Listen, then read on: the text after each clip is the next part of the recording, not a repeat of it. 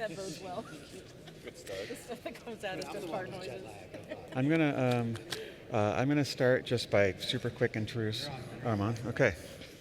Hello. Welcome to the panel discussion. I am Matt Navarre.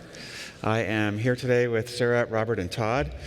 I'll have each of you guys just list your company and your title, and then we'll dive into my 63 questions.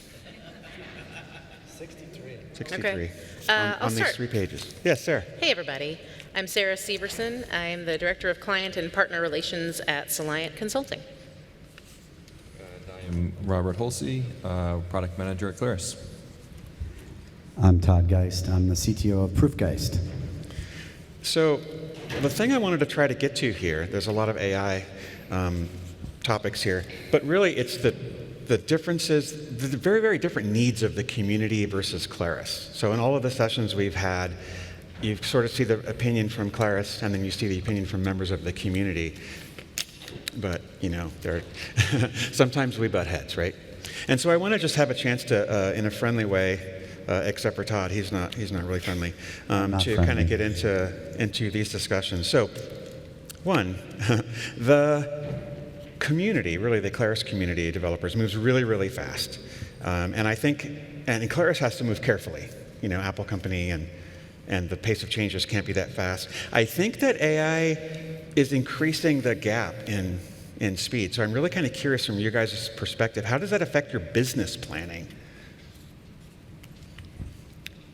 The gap between the pace of AI development I think it's the gap between Claris's pace. Yeah, the speed at which the two different, you know, that we're moving. The speed of the community is moving is kind of really, really fast as these new tools come out. We'll get to that more. And versus Claris can only kind of come out with things at a certain speed. Maybe a good example is like, you know, to be super nerdy, the responses endpoint and some of the GPT-5 features, and that they don't really work with the steps in FileMaker yet.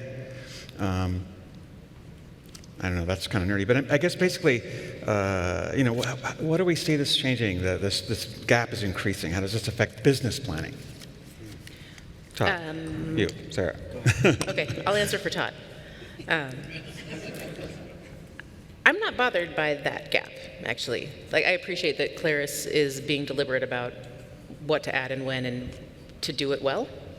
I'm more reassured by that than by like, oh, let's do this, let's do that, you know, and kind of half-ass it. Excuse me? Kind of be unable to do it completely, is what I meant to say. So I don't mind a little deliberation. I find that there's more of a question of like an enthusiasm for AI, but from our clients at least. Like, how can I use this? How can I use this? And the practical applications aren't everywhere right now. And so I don't think we're missing out by Claris being a little bit more deliberate about the pace at which it's implemented. I'm not finding something that we can't do that we want to do. Robert, I don't expect you can speak for Claris, but if you could. Yeah, I mean, it's kind of been interesting. I've been with the company, for those who don't know, for over 20 years. And AI has been one of the first that, you know, when we first started having early conversations about it, actually, it was the community that felt like, really? What are you guys doing? Are we really going to go down this path of AI? And then now over the last couple of years, we've seen, as you said, the pace of the community, and, you know, pockets of the community really start to take off. But as you can see, I mean, where we were 2 years ago to where we are today around AI has been pretty substantial. Yeah. But we've been making sure that along the way that it's not just about the technology, but trying to figure out how we can help bring the whole community along in this journey with us together. So I'm encouraged by, Sara, your answer there of not being bothered by it. I'm curious if Todd has a different perspective, which I'm sure he does. But it's been really, you know, when we talk about our business plans, it has really had to completely shift, you know, the trajectory that we were on to, okay, this isn't something that we can pretend it doesn't exist, nor can we buy completely into the hype. And so how do we figure out where the real, you know, nuggets of value that are in this that we can help, again, bring the community along on? That's interesting. I mean, you're really, basically, you're answering it with, we're taking a leadership position. I love that. Absolutely. That has been a big part of it. with AI especially, this is something that is so transformative. There's a lot of opportunity, but there's also just a lot of risk and a lot of scariness out there in, the uncertainty, the people going in all in on trust and realizing that that's not the right answer and maybe going too far the other direction. And so, what that can mean both from, I think I mentioned it in my conversation yesterday, if you're someone that doesn't understand how the technology is really working, you go all in and you put something out in front of your customers, and they're the ones that discover that, oh, this thing isn't all-knowing and it's not a, super intelligence. That undermines you, that undermines the software that the solution that you've built, that undermines, the platform as a whole. And so it felt on us that we needed to be in a place of, leading the charges that were. But again, that's a very fine balance to the points of how do we make sure that we are staying ahead in the right places. Again, making sure that you also heard me say, like, one of the big conversations we have is like, it cannot be that we're slapping AI on the side of a box. We're seeing too much of that happening generally across the industry, a lot with our competitors.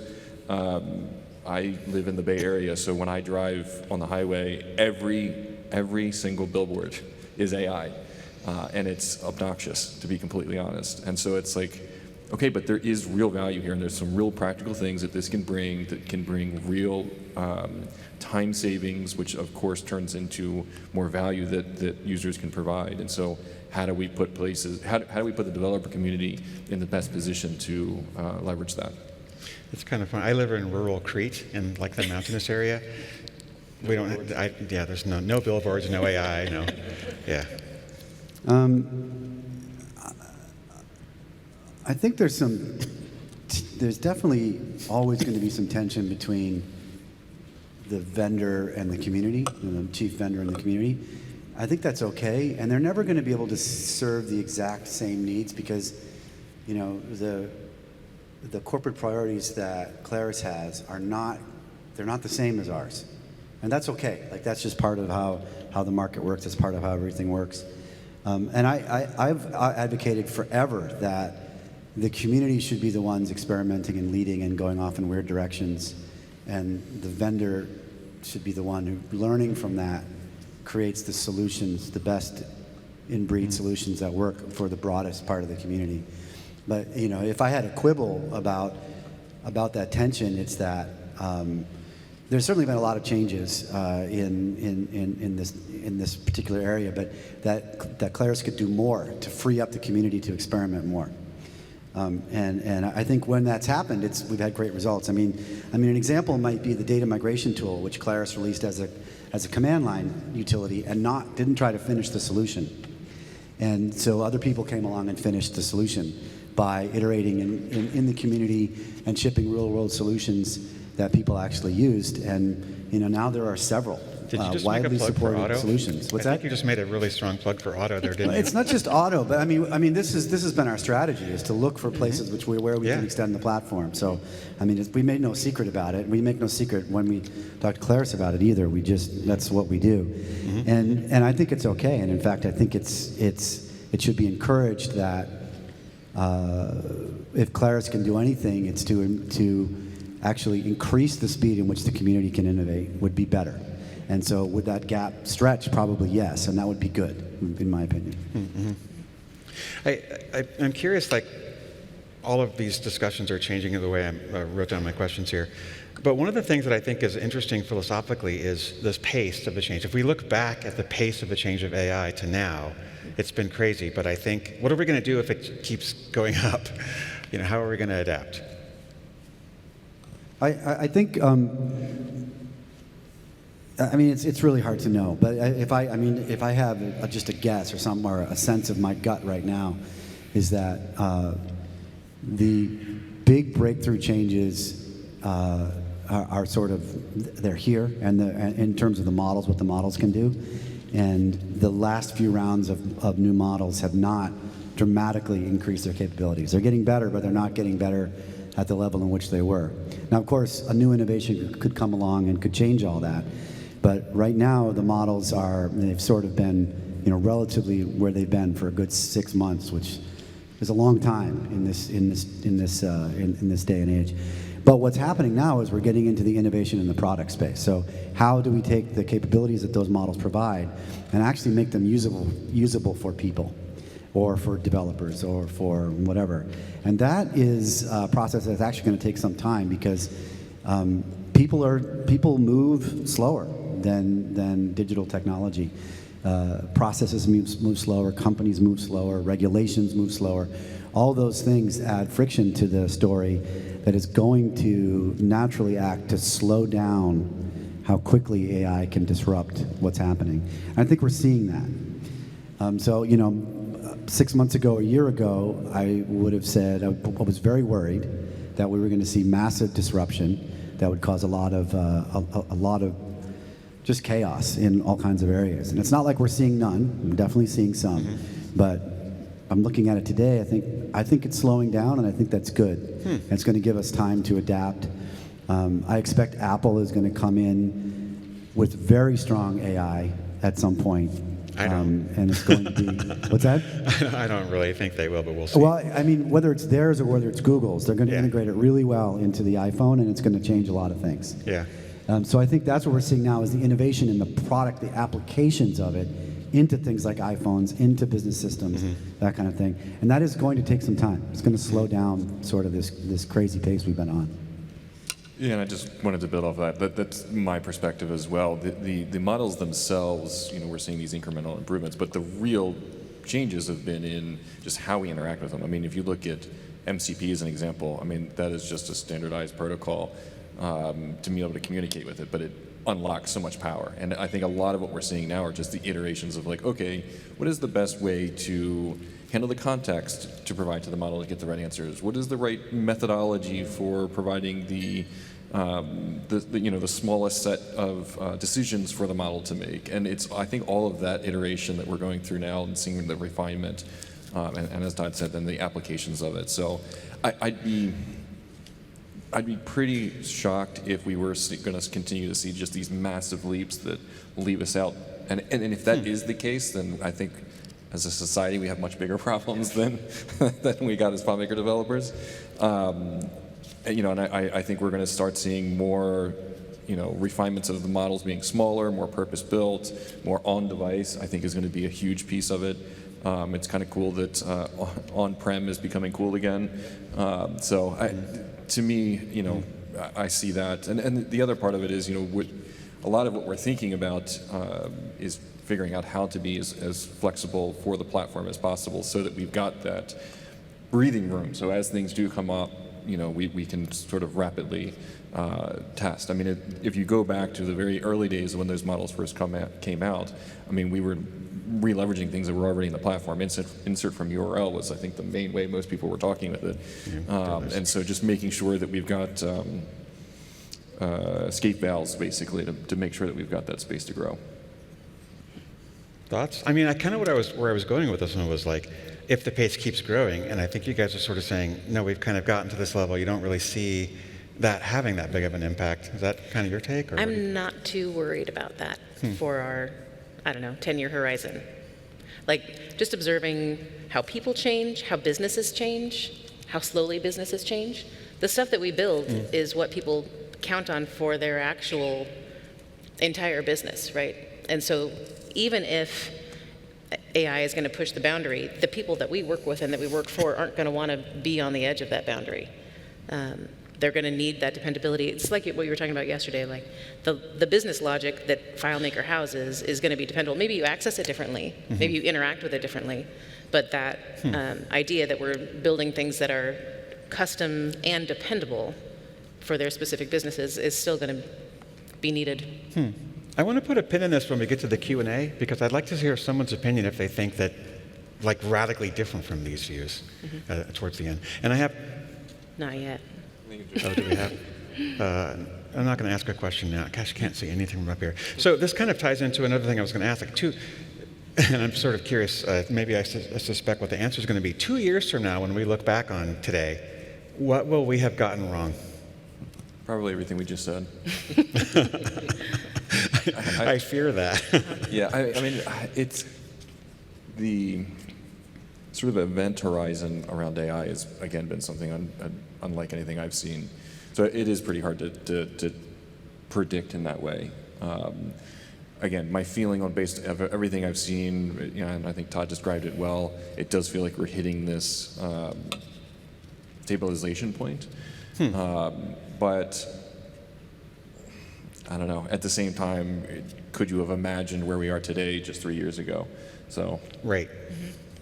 I think in 2 years we'll realize that AI can't prop up an entire stock market, for example. Can't? Cannot. I don't think it's even going to be 2 years. Yeah.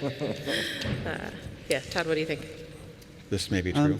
I think it's really hard to say what 2 years. I mean, if you think about, the big changes recently in AI, like MCP servers are like 6 months old at best. And, it's actually not even clear whether that's going to be the thing that wins, but it's certainly one of the things that's leading right now.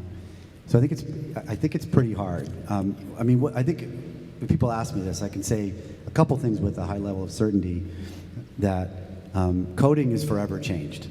There's no question that writing software, at least outside of the FileMaker platform, and we're trying to bring it into the FileMaker platform, has forever changed. AI has changed that forever, Yep. and for the better. Will it have the same impact on every industry? I can't say. I'm not Well, sure. Yeah, for sure not. I mean, like food services, there's a whole bunch of other things that are going to be unchanged. But I think the nature of AI and the fact that it is a large language model that predicts, it's basically autocomplete, and that's what you need when you're coding, is autocomplete, and it's really good at that. So any industries that have a sort of similar, main line of creating value, generating text in some form or another, are going to be impacted more than things that don't, for example. Not to So get too philosophical, that's but I happening. think the human brain is really an autocomplete model. And I mean, the consciousness is an illusion. Everything that we think is happening now actually happened in our brain 200 milliseconds ago. So, I mean, there's some weird parallels behind that. I would love to talk to your brother about this. Yeah. Her brother's a philosophy professor. It's interesting. Like, how can we possibly predict? I don't know if I agree with you guys. I think there's actually going to be some things that come out between now and then. I don't know really what they'll be, but I think they are going to be I think they're going to be as massive of a change as like MCP is today, or as like for the stuff that I do. Honestly, the responses endpoint in OpenAI, huge change in all the tools you can access now. Anyway, okay. Let's see. Yeah, but can I just follow up on that for example? Yeah.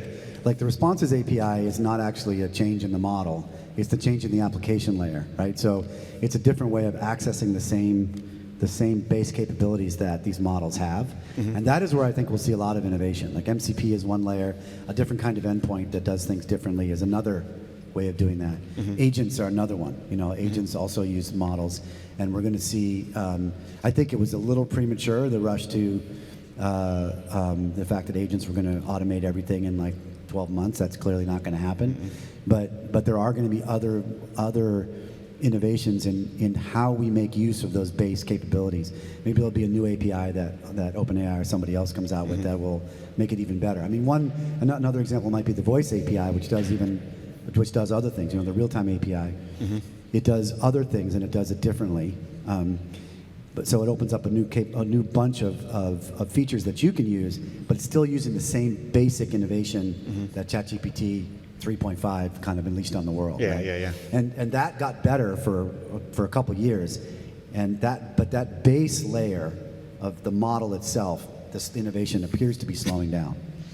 And so we'll just have to see. But I think there'll be lots of innovation in the application space, how we actually use that stuff, for sure. With all of this change, Robert, I'm really curious, like what surprising, thought-provoking requests have you had, like the really big ones have you gotten from the community for changes and for new features in FileMaker? Everything in this space is kind of thought-provoking. And like I said earlier, we really were in a place of sort of trying to position this as something that the community would even take on, So we haven't really gotten a ton of feature requests in sort of the traditional way that we would with other parts of the platform. One thing that, though, has surprised me recently is I think people are starting to turn the corner on, Todd, your point about it changing the way that we write code, and more demands for that to be in the platform. I think, what was it, 2 years ago when we first started talking about AI, I think it was Ronnie that was talking about, there's a few different places that we could start with AI, and developer, code complete, things like that is one of them. We chose to go down the path of providing the tools so that you could more immediately provide value to your customers. And in those early days, there was a lot of concern, like, okay, well, we bill by the hour, and we spend our day writing code, and you're going to tell us that AI is going to come in and replace all of that. And there was a lot of hesitancy there. So it's been sort of interesting that perspective has changed, as I think people realize that there's never an end to how much code can be written. There's an endless amount of problems that can be solved. And so as people are starting to kind of turn that corner, the fact that where we are starting to get requests now of, hey, it'd be great if my layouts automatically were updated and converted through AI to some, whether it's web or just updated in general, or the code for my scripts are written automatically. I don't know. I just think it's interesting to see the perception change over the last probably 6 months or so. Todd, you and I had an amazing conversation that was very compelling to me. It's like we're going to get to a point where it's going to become possible for each user to sort of create their own dashboard that actually does all the things they can do with FileMaker now on just kind of one layout, that they can control in a way whatever they want to do, right? So like, I can kind of visualize it. We're not there yet, but it's going to get there. This is very off topic, but. Well, I mean, it's kind of, the big question I think about a lot is, what's an application? Today we have a reasonable idea of what an application is. In the future, I think we're kind of seeing that change a bit. I do a significant amount of my work every day is either in an AI-powered coding editor or Claude desktop. I mean, that's where I spend the vast majority of my time. I do web searches there, I do coding there, I do project planning there, I do task management there, I do it all there. It doesn't feel like it's the perfect thing yet. Like, I don't think chat is the ultimate end of where we experience, where we as humans experience our interactions with machines. I think it's part of it.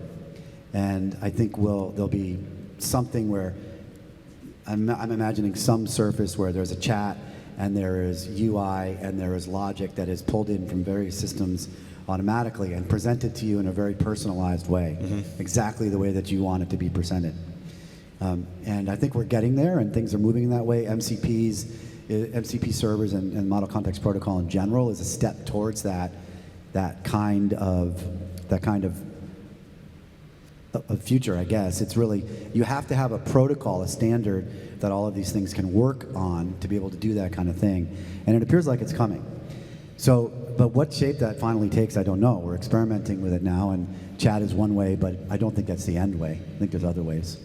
Yeah, just to build on that, some of the things we think about internally, FileMaker has existed as the way to allow for solutions to be personalized to an organization. And with the advancements in AI, to your point, Todd, it feels like within reach now, the ability to have it then personalized to the individual inside of that organization. And that is a pretty vast paradigm shift that's going to be interesting. And the example that we showed yesterday for the MCP server, where we were generating that report, I've talked to some folks afterwards. I didn't show it in that particular demo, but doing experiments where it actually goes and sort of creates an ephemeral UI on the fly that I can start interacting with, that is more tailored to, hey, this is the way that I come in and work every day, even though, Matt and I, maybe we're doing the same job, but I just work differently. It smooths out my workflow, and that's not something that we can typically have the space to do as developers to tailor for each individual, but with these capabilities, that, again, becomes more within reach for us.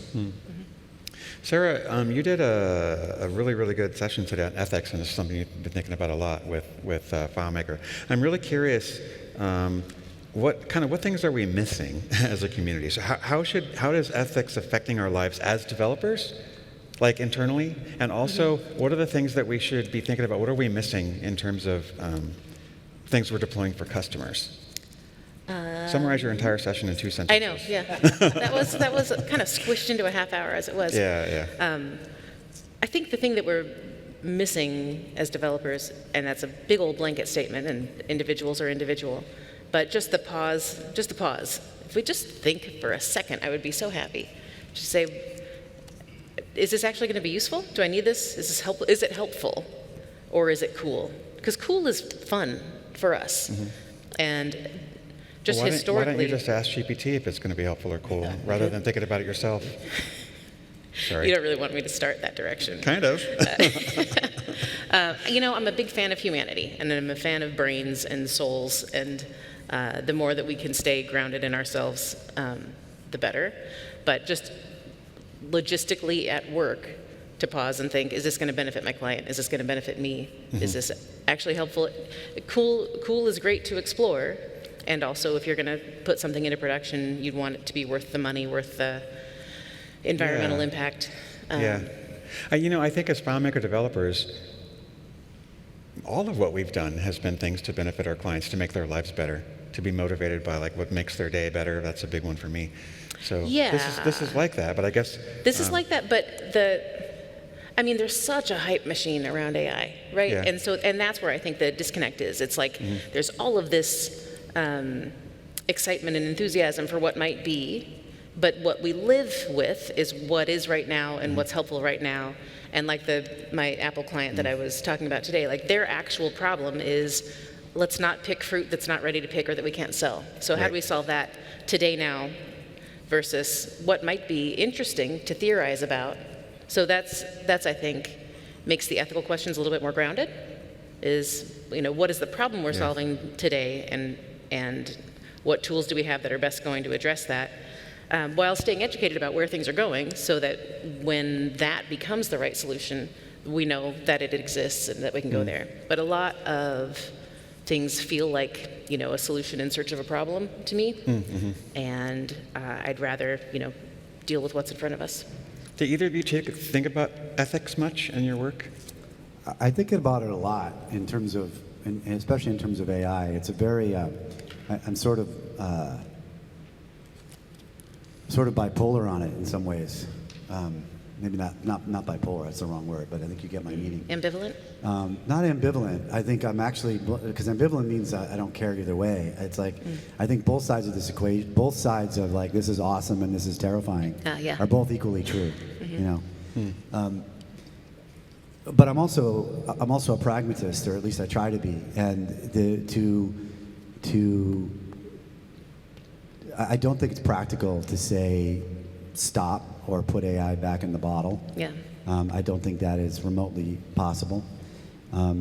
So I try to use it to the best of my ability to do the work that we do. But there is one thing that.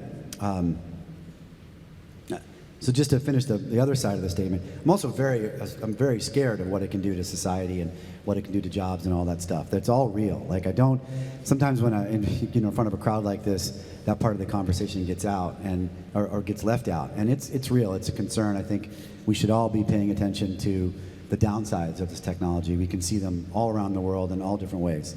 So I don't want to downplay that. But we're at a technical conference where we're talking about what AI is going to do for our industry. And I think there's a lot of potential upside.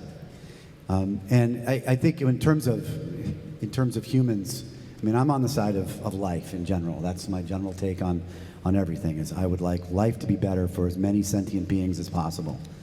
And I think there's ways in which you can look at this wave as being problematic for that, and you should. And there's ways in which you can look at it to be more optimistic. One of the instances that I think is kind of interesting that I'm seeing now is that it's very clear to me that what matters more than ever is being with human beings face to face.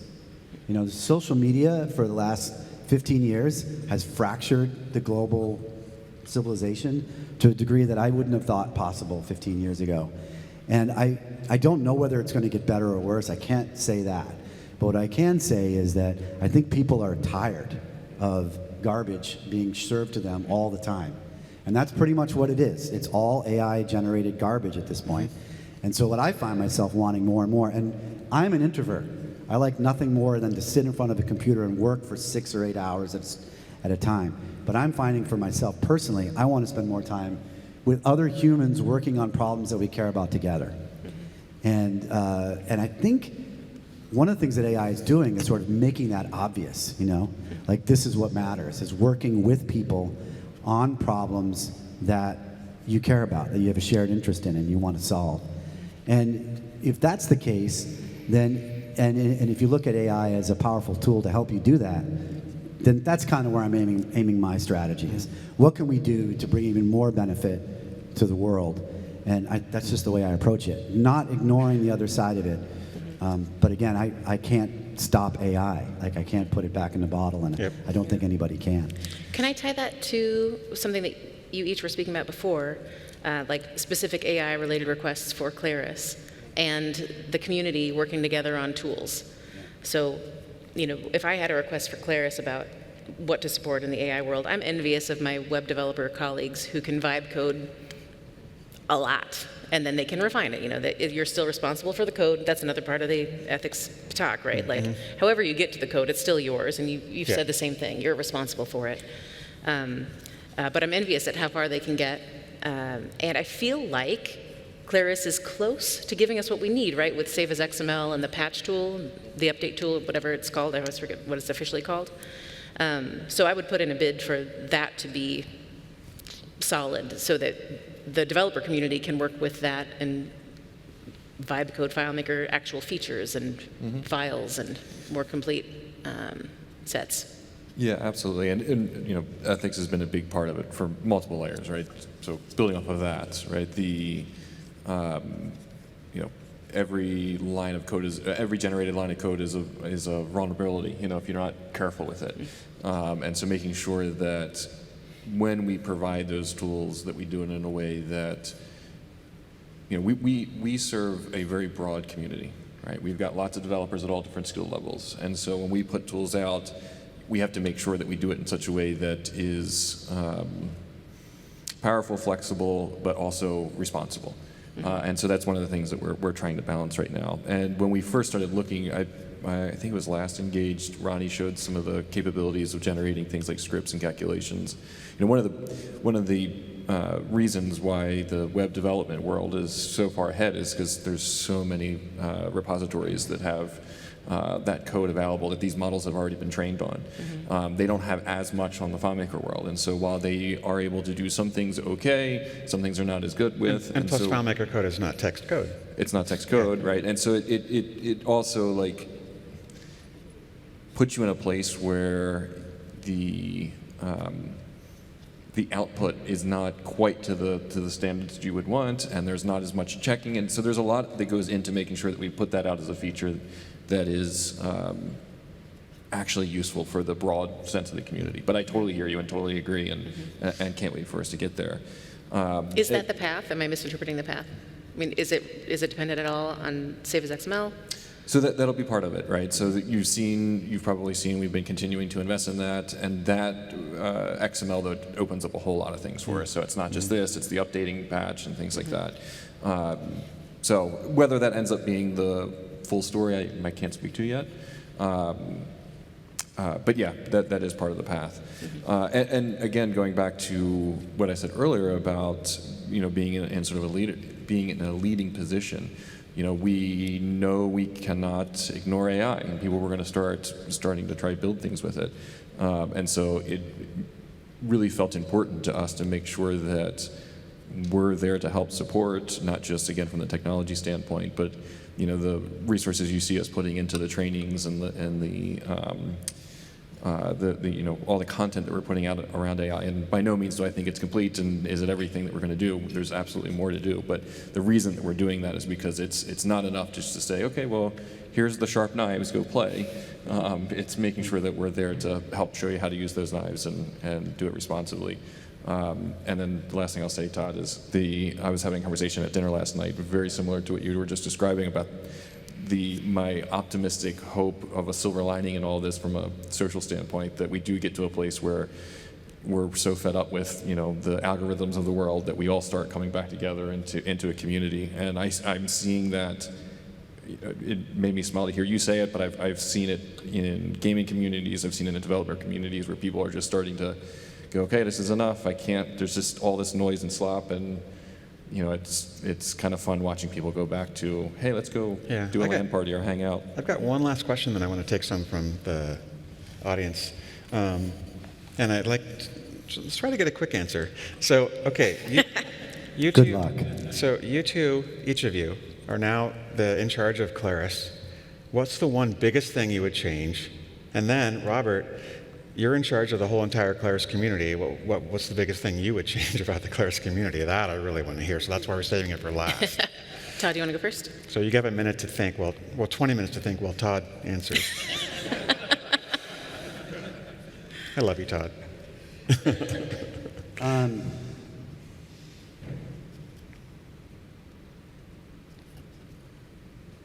Wow. I don't know that I have I think in some ways I've had a long relationship with the people at Claris, and I think that I have a reasonable approximation of sort of the structure in which they work in and the goals that they're going for.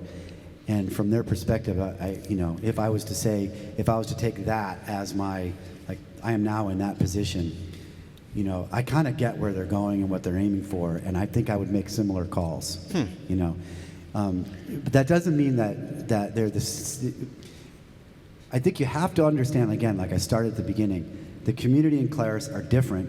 They have different priorities and different needs, and we need to find a way to work together, but you should also expect that they're not going to have the same needs that you have. They're different.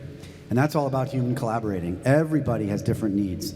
We have to find a way to come together and do it together, but we have to also respect that if you make a call that is different than if Claris makes a call that's different than what I would like them to make, I have to at least consider that they have very good reasons to do so. Yeah. And I think they do, in terms of that.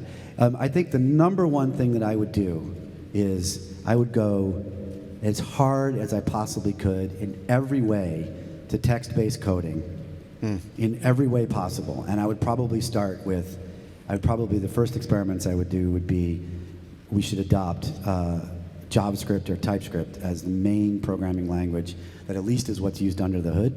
No applause. And I would go from there. Where's the applause for that? Yeah.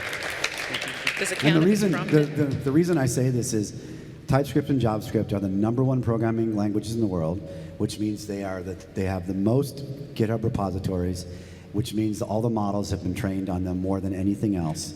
And there is one of the possibilities that could happen with AI and AI coding is that innovation at the language level is done.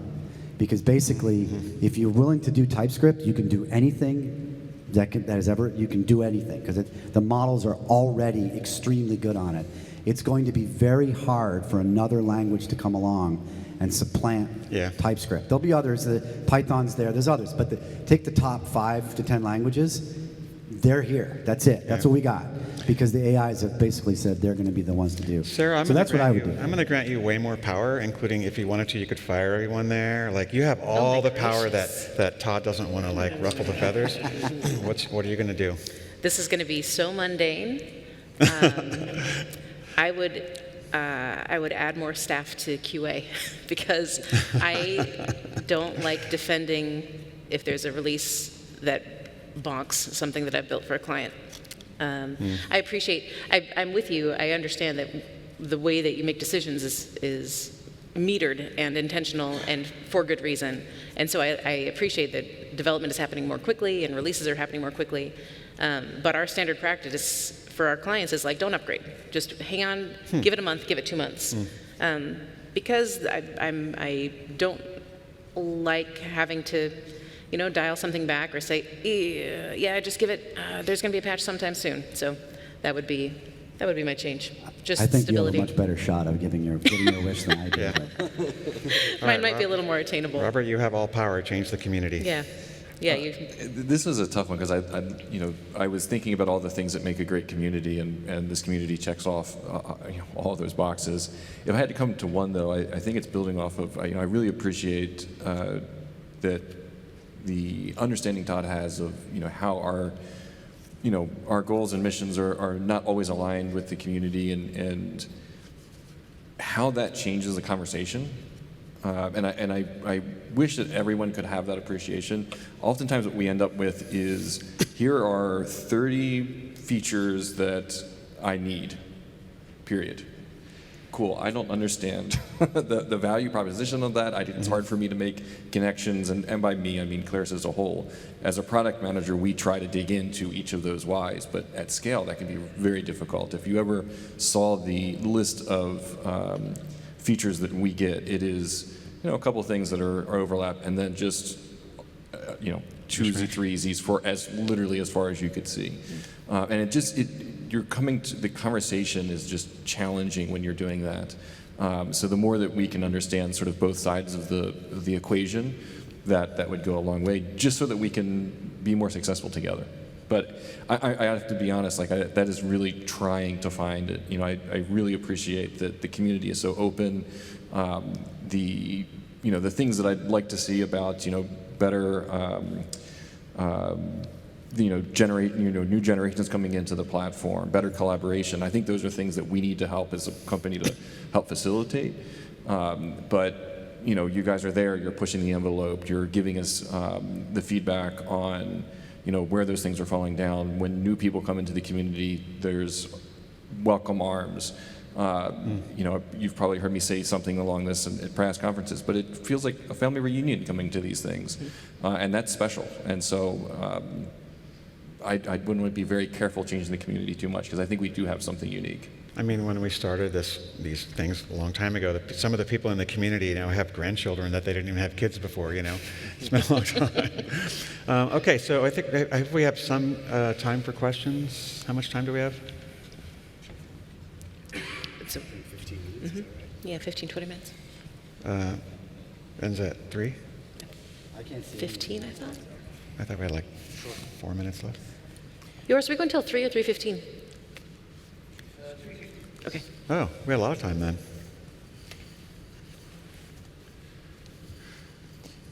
When you were talking about how AI changes how you interact with FileMaker as a user, I think we are somehow maybe missing the point, because when we were starting writing databases for typists and secretaries, we were helping them along, making less mistakes, not duplicating records, guiding them along a pathway to get to a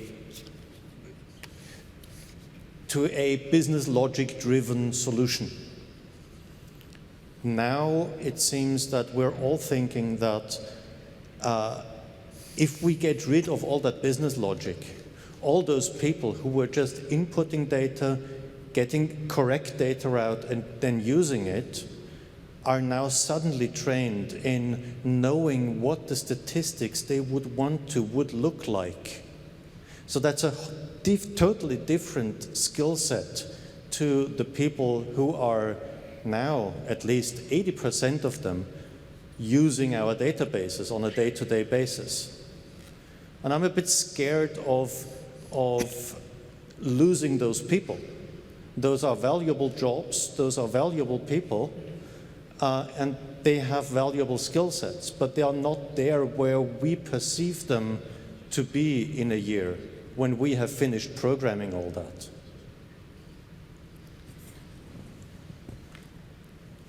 I'd say a couple things. One, I don't think we're anywhere near the end of the innovation on what the user's experience of AI will be. I expect in many cases it'll be completely invisible to the users. They won't even know that it's happening. So I think we have to wait and see what that evolves into. On the other side, like what I said about coding, I think is, and why I'm so focused on, again, my biggest thing is to get Claris, to get FileMaker to be able to use AI to code, because I think we are still going to be coding in FileMaker. We're going to be writing deterministic business logic as FileMaker scripts, and we're going to be designing tables and doing all that stuff. It's all going to be continuing. And it'll be much, much faster if we can use AI as developers to do that and provide those solutions to the customer. So in many, maybe one scenario is that we just get really, really good at writing code that shows up on a FileMaker layout or as FileMaker scripts, right? And then the users don't change. So I think that is one thing. That is one thing I think is really has already happened. Code is being written at an incredibly fast rate everywhere. Unfortunately, we're still kind of slow. It used to be that FileMaker was the fastest programming. It's not anymore. That's the reality, is it's much faster to deal with other things. We need to cross that gap, and then we don't have that problem, right? Because we can just write it for them. I also don't see that there's going to be this massive change in how our users interact with things just because humanity doesn't adopt change that quickly.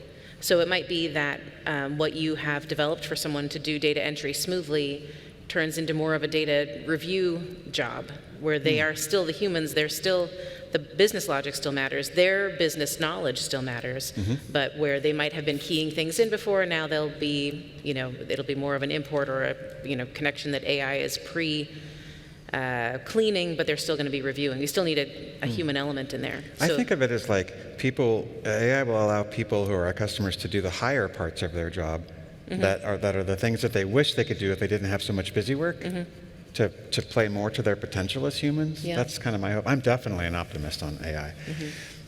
And the main thing I wanted to add was that, I actually think the business logic is more critical than ever in all of this. When I talk about the users, what I actually mean is I think we're going to get to a place where the system understands the users more personalized in a way that, as a practical example, we all consume data a little differently. Some people way prefer to have a long text block that they can read through. Some are much more visual. Some are some combination of the two. As developers, trying to satisfy for all those different types of users is very difficult. But I believe that we're still going to be playing a very important role in sort of the orchestration of how does this business run, what are the most optimal ways to complete tasks, and then there's just going to be that extra level of personalization for the individual user. So to me, the business logic is more important than probably ever. Who has a question they can make these guys fight or disagree about something? I haven't been able to do that, and I'm hoping somebody can.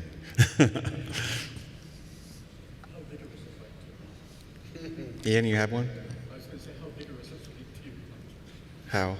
Let's get vigorous. Actually, no, I'm not going to say something that's going to provoke a fight. Please do. What I'm going to say is that I feel like there's, with Claris, that there's a couple of things. There's sort of, in terms of development, there's a bit of a not invented here syndrome, because there's been a lot of the underpinnings of the AI stuff that's been built is basically reinventing the wheel, things that have already been built that will already work perfectly well and provide more features than the current tools have been built. But there's also, doesn't seem to be much of an appetite to do some of the things that are very distinctly unsexy that need to be done. Like, for example, getting all the current FileMaker documentation into one place where it can be accessed really, really easily by LLMs. So when you search on Perplexity, you find the latest Claris documentation, not documentation for version 12 or that kind of stuff. And that's something that it's, like I say, it's a very unsexy task, but actually it would be really tremendously helpful for the platform if somebody at Claris just hire a bunch of summer students maybe and make them do it if nobody wants to do it.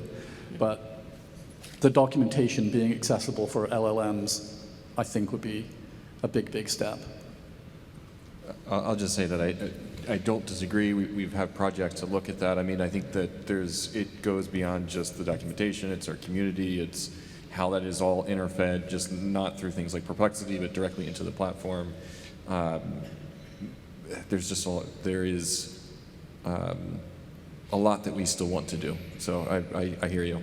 Yeah, I think the other suggestion there is whatever you can do to get your documentation to show up properly in OpenAI, Anthropic, and any of the, I can't remember the names of them, but the various websites now that provide MCP servers for software documentation. Actually, you guys should be providing an MCP server for your documentation in the same way that, say, Cloudflare does, or AWS, or a number of others. Love it. Thank you. Feature request. Noted. I'm curious, Yeah. like from the stack of the requested FileMaker, right? Clearly, you took the approach, which I'm glad you did, which is to put features into the product that allow us to make really cool customer-facing things, as opposed to Todd's big request, and I think mine for the next one, which is to convert the functions of ScriptMaker to text-based. And so we have a completely different set of tools to use AI. So where's the stack of like priorities for upcoming versions of things like that? Improvement of documentation, changing it to I guess the bigger things like Apple Developer Academy getting more users in, and changes to the platform that would affect that. Is your question just what the priority stack is? Yeah. Is that changing? I mean, I don't think we've finished the job for the functionality that we released in 2025. That's for sure. And so that would be. That was supposed to be funny, by the way. that would be our top priority, and then documentation and. So the reason I hesitate, there's a little bit of it's not all one team working through it, right? And so some of the stuff that we need to do for documentation, some of the things that Ian's suggesting there would be handled by a different team, not compete necessarily with the resources that are going to help us convert from what we are today to text. But it's more of a focus, a exercise in focus. So right now we want to make sure that we're giving you guys the tools to be able to keep pace. I mean, one of the things that I'd be interested if anyone disagrees with this, but one of the reasons that we felt that it was very important for us to provide those tool sets is that oftentimes what we see is the competitors that many of the folks that we talk to are facing are not other development platforms, they're verticals. And verticals are moving very quickly in building an AI. I was at a conference a couple of weeks ago, and the big thing that they were facing was that their customers were coming to them and demanding AI. Not really sure what or why or exactly how they were going to leverage it, but the reason that they were doing that is because the other companies, so their competition, they were using off-the-shelf software, and all they talk about is every sales email they get is about AI. And so we wanted to make sure to start from a place where we could best position you all to be able to defend that space. And then from there, the next biggest thing is the documentation. And now we're starting to get to, the value of having all of our documentation, our community posts in a way that is more consumable. It starts getting into now the more broad issues of how do we get new generations of people into the platform and how do we get people up to speed. So those are kinds of how we think about it. And then obviously I'd love to see Todd take over for a day and see how quickly he can get us to moving everything to text, because that is a big lift. 2 days. Okay, I'll let the team back home know that. But obviously they're bigger lifts. What would be your personal thing if you were the one in charge of Claris? Like the things that you see as a product manager and owner. Like what would you change? What would you do?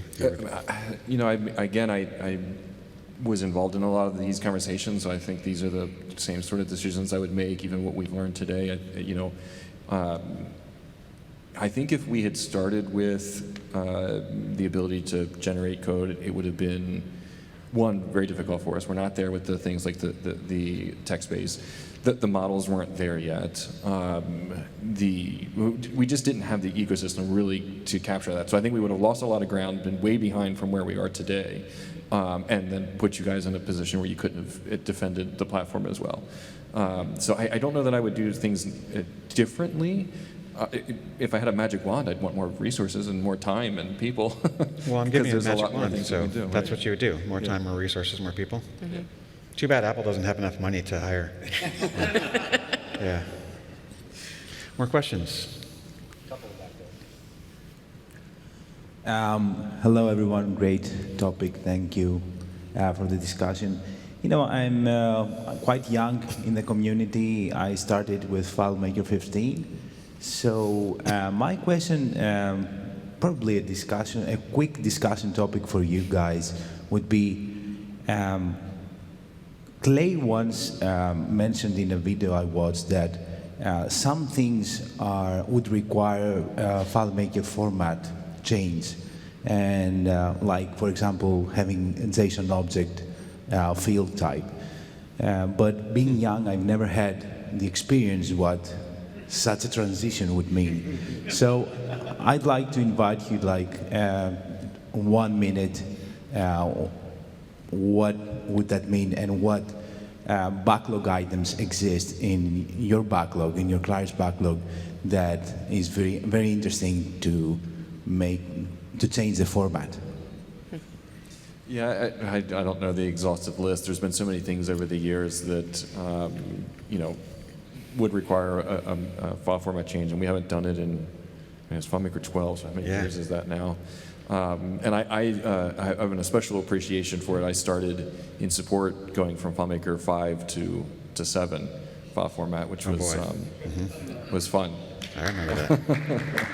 But we recognize just how much pain that goes through, but it is a constant conversation with, a push and pull of, okay, at what point are we so held back that, making that change is going to be worth it.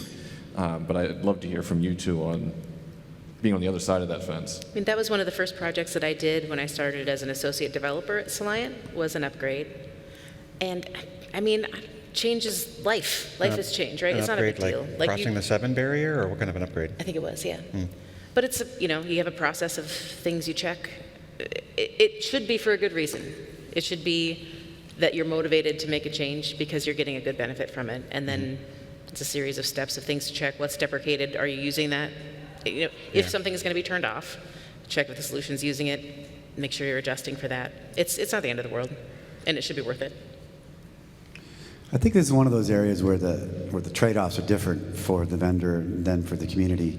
We made a ton of money converting files from 6 to 7. I mean, to be honest, it was good business. I'm just, sometimes money gets a bad name, but really it's practical. I mean, in order to have a thriving ecosystem, you need to have people in it who are making money, who are thriving, and so conversions can be thriving. They can actually provide business opportunities for the community to go through, provided there's enough impetus to actually do the conversion, right? To actually spend the money. So it is just an example that there are different trade-offs there. I think, and also for Claris, a file format change is a massive deal from their support standpoint. That wouldn't be the case for us. So I would think that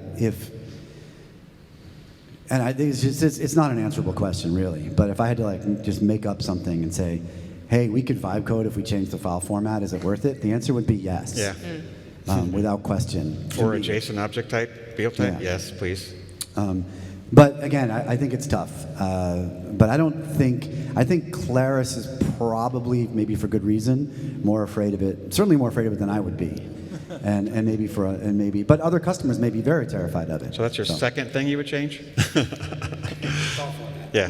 The other thing I would say is part of it is the lift of actually doing it, but the bigger challenge is it leaves a lot of it bifurcates the community. I appreciate that, for some folks they're bought in and they're going to make that change. But at the same time, there's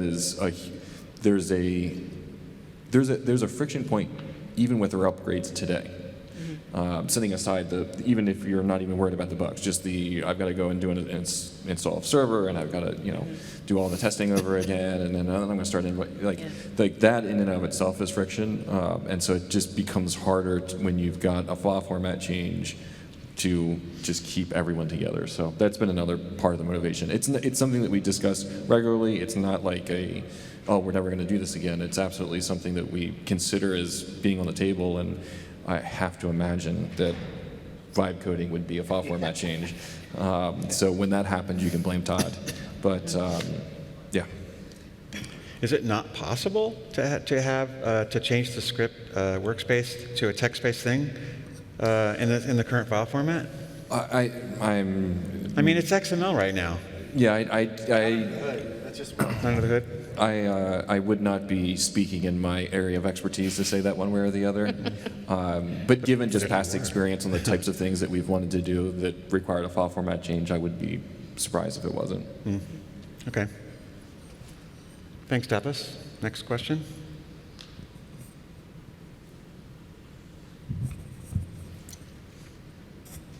I just have a couple of suggestions, and maybe this is low-hanging fruit.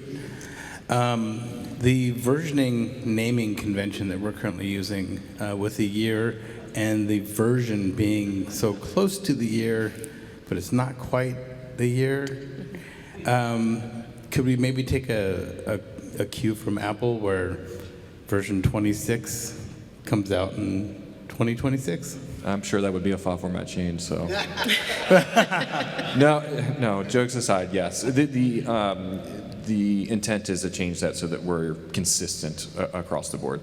Heard loud and clear, for sure. I figured.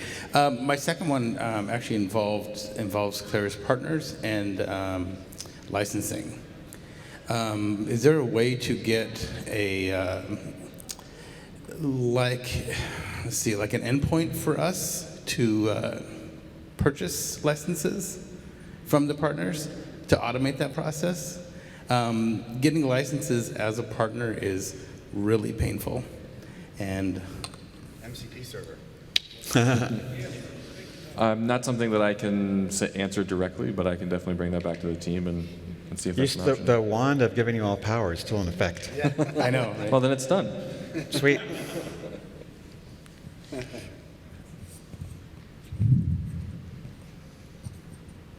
Okay, guys, I got a tricky one for you.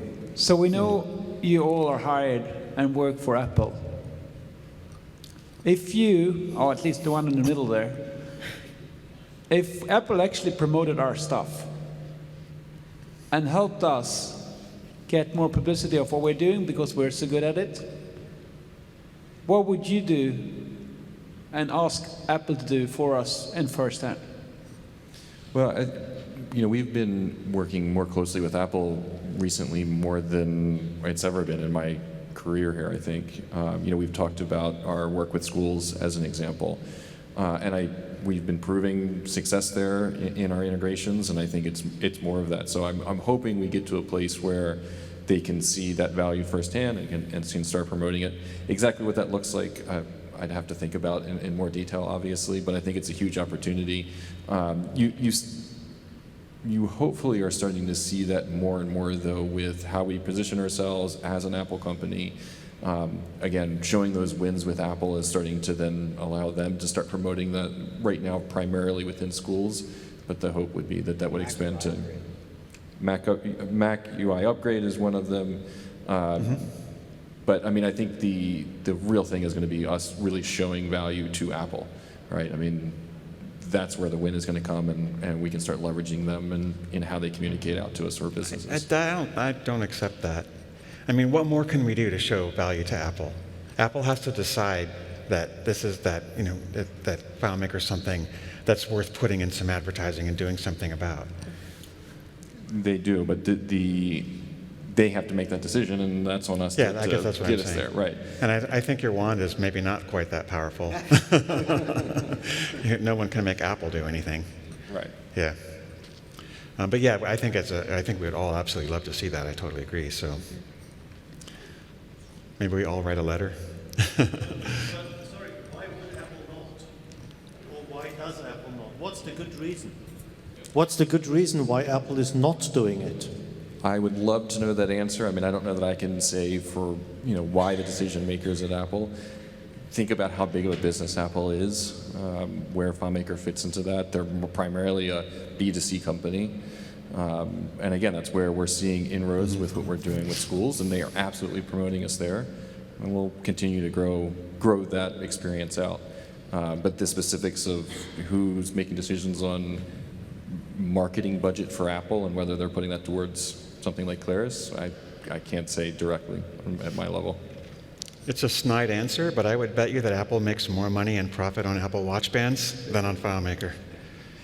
It's a $3 trillion. But it's the 50th quarter in a row that we're making profit, isn't it? It is. Well, I can't wait for that to turn, and we'll have awesome Apple advertisements any day now, I'm sure. Yeah. Coming this Christmas more? season. Questions? And we still have, oh wait, we're a couple minutes over. Oh, are we? Oh, sorry. Oh, that went fast. On hadn't the noticed. Apple Note, if you make the free FileMaker and you install it on every Apple device like all the other software, it's an instant win and quite a cheap one. I agree. I love that. And a lot of work for consultants once people paint themselves into a corner. Yeah, not a question, just wanted to brainstorm on the Apple discussion. You can always create a FileMaker license card that will get into Apple stores and you will be there, so people will ask, what is this? So even if Apple doesn't support this initiative, you can do a physical license like in the old days, and people will ask, what is this? And the Apple stores would have incentive to sell the license, and then we'll get people. Because in my opinion, I'm from the Apple side, just because you're the child of Apple, it's like when parents, when your children grow up, you want to leave them to do what they need to do. Just my point of view. It'd have to be a different license type. I mean, I kind of thought The Apple was sort of like perpetual Logic, one. you know? But it's just The so different. perpetual no server one, like the one that lives in the client only. Just an idea. I'll just say, I mean, I totally appreciate it, and we're always looking for opportunities to best leverage the fact that we are an Apple company. But we have had cases in the past, way back when you purchased an Apple device, FileMaker was one of the optional things to be deinstalled. Yep. Now Apple stopped doing that generally for software. For quite a while in the physical stores, we had a FileMaker app that when you launched it, it actually walked you through what FileMaker was. There was a whole training thing that we did for the sales team for it. And just finding that sort of organic growth didn't end up being what we had hoped it to be. So we're always looking for those types of opportunities, but it does prove to be more challenging than we would hope. I mean, we do have to remember that Apple is a B2C company primarily. They're not, they're selling to consumers, not businesses typically. I mean, they have a business wing, but it's a small part of what they do. So I don't know, I've never really bought that having FileMaker in an Apple store really matters that much. I think it would be huge, but also I kind of philosophically ponder that there's not a single product that Apple makes that runs on Windows except FileMaker, as far as I can see. True? Not true? iTunes. iTunes? Or Apple Music. Apple Music, then I guess. Other than that, I mean, There's that. And there was Safari for a brief yeah, there was period. Safari for a while, yeah. And Logic. When I bought Logic, it was actually cross-platform, and then they dumped the Windows version. Okay, I think we need to wrap it up here. Okay. I need some time to prepare for the closing session. Thank you. Thank you very much for your interest. Thank you, Dave. Thank you.